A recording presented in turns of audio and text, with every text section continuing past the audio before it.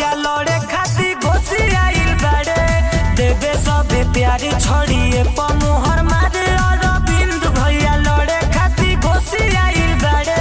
हमारा नेता कैसा हो भैया जैसा हो। हमारा नेता कैसा हो भैया जैसा हो। घोसी की जनता जिंदाबाद जिंदाबाद जिंदाबाद। अरविंद भैया जिंदाबाद जिंदाबाद। हमर चाची सुनो दादी ओहे भैया तोया चरा ओढ़ा दी हो। ए हो चाचा सुनो दादा अपना बेटा के नेता बना दी हो। आ एक बेर फेर दी प्यार के नजरिया।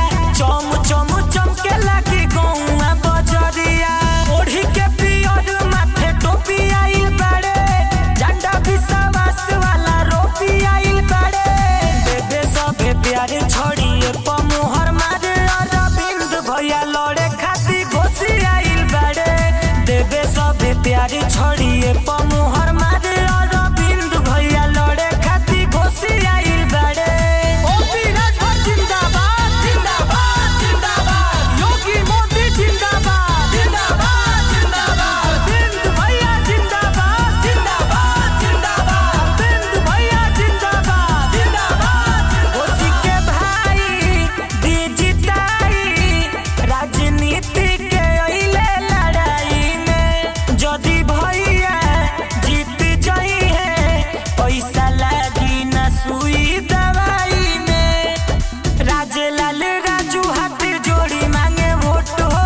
भैया अरविंद जी के करी जा सपोर्ट हो। करी है विकास है सोची आइल बाड़े।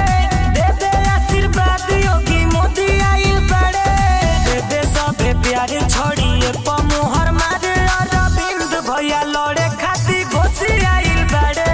देवे सबे प्यारे छोड़िए पमुहर